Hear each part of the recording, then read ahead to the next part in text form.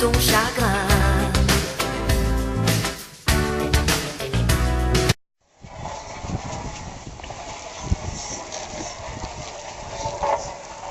God, I think that roller works pretty nice though.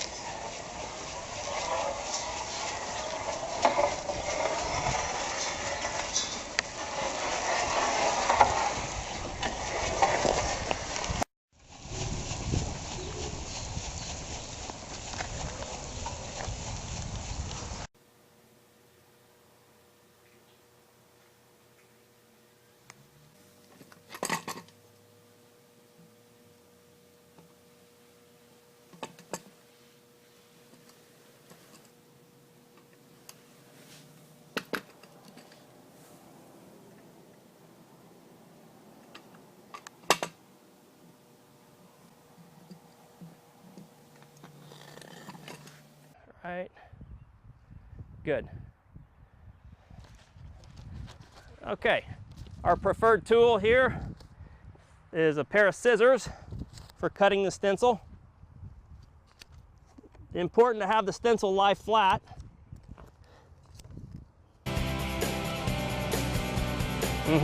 Good. Right. Now what's important is you'll notice that we don't have standing bleed water on the surface. You don't want to apply the stencil when you have a lot of bleed water that's risen to the surface. So right now you can see Ron's doing a good job. He's embedding that stencil into the paste. And this is what you're looking for, just so it embeds, because the step after we've warmed, you've got to work quick so it doesn't get away from us. What I want to do before I use this color hardener is I want to turn it over and roll it.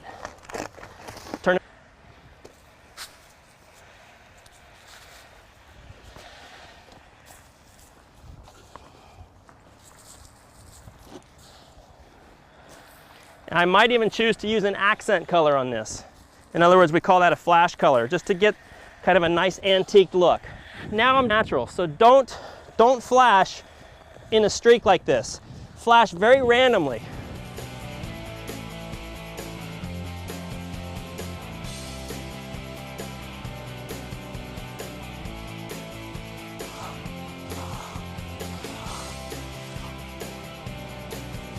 We've worked our color hardener in.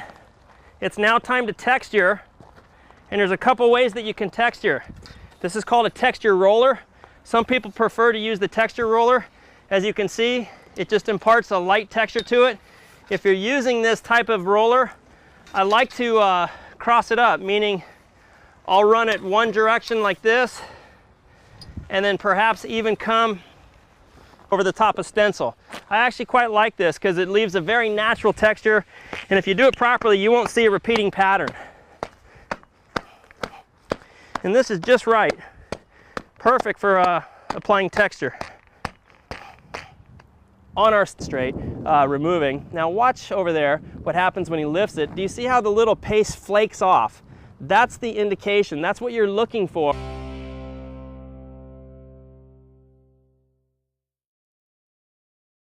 The reason that we use a release, whether it's a powdered release or a liquid release in this case, is we don't want to allow the stamp. I'm going to guide it into place, make sure it's right where I want it. I might need to adjust it a little bit. And it's a series of just overlapping these stamps. Go over it. And what it's going to do is it's going to reduce getting a line like you see right here, okay? So don't forget to do that. We're going to keep busy. Now, when you pick up the mat, turn it 90 degrees, right here, slide it over. You want a very random pattern of the veins here, okay?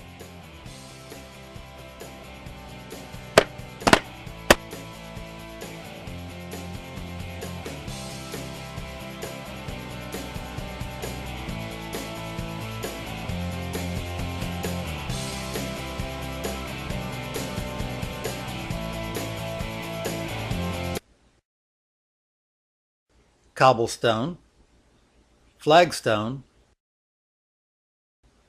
and tile. In this video, we will be installing the basket weave brick pattern. The concrete is formed, poured, and screeded with a straight edge.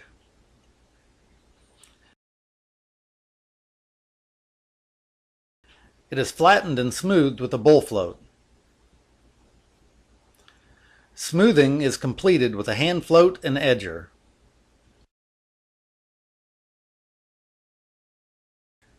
When the concrete is floated, workers may begin laying the stencil.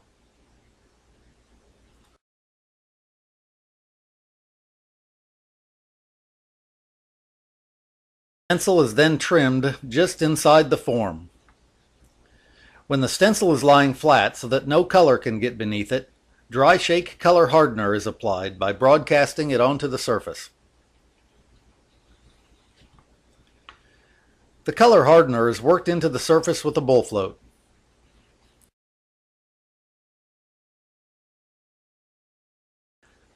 The edges are worked with hand tools.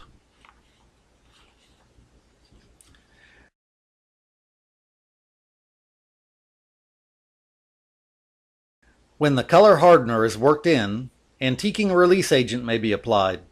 In this instance, tinted liquid release was used, although powdered release is also acceptable. To add realism, the concrete is textured with a roller.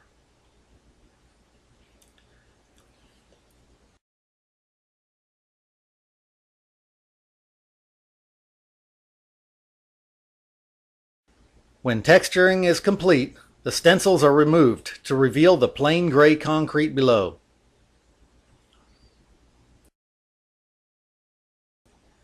If the stencils are removed while the concrete is still wet, the joints will exhibit the sandy texture of real mortar.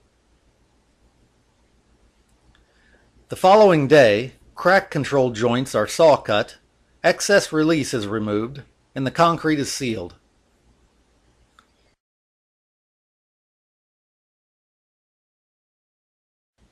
A realistic looking patio was created in a fraction of the time required to lay real bricks. As a bonus, stenciled concrete was less expensive.